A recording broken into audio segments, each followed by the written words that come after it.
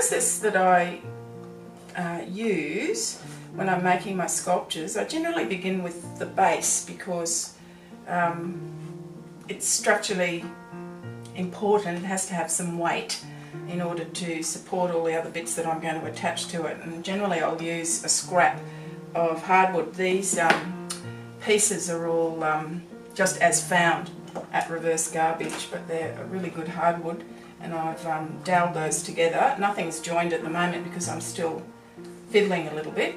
Some of the elements I paint in order to, I guess, enhance the form of the work. In this case, I've got light and dark shapes showing, so as you walk around that, ultimately, that will appear slightly differently. Occasionally, I am driven to actually fabricate pieces in order to perhaps get a shape that I haven't been able to find just as is, but generally these are all just found objects.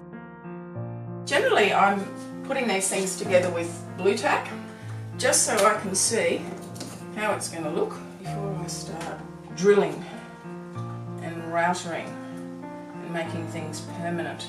It has to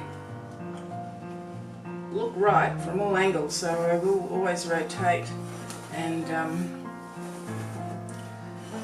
check that visually it's looking balanced. So that one is nearly completed. So with this work I've just begun. Nothing is attached at the moment. They're all just sitting here precariously. But again, I've started with some pieces of hardwood so that I've got a good stable base. My forms are often taller than they are wide. Again, I don't know, that appeals to me. There's an elegance in the tall form. This piece was once part of a, I guess a salad spoon, but I was very taken with that pierced circular form. But while I'm looking for pieces for any work, I'll be fossicking through a rather extensive collection of bits of timber that I have accumulated from offcuts here and there. Collecting all of those pieces takes time. It's an endless process of seeking and acquiring, stashing it away, and then calling upon it as I'm working. I often use striped elements in my work, and I have a set of them always handy so that I can just call upon them as I need them.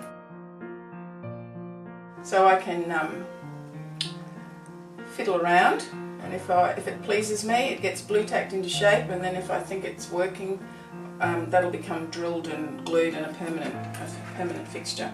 So the process is one of playing, selecting, trying, editing, and it's a fluid exploratory process that I use.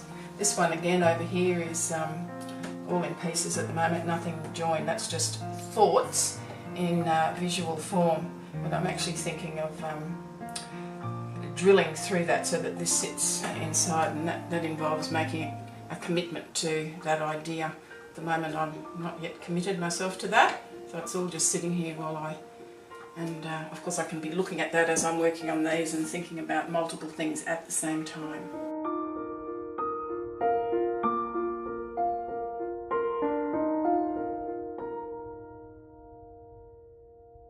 So often in my work I make reference to modernist styles of sculpture, and in my paintings as well.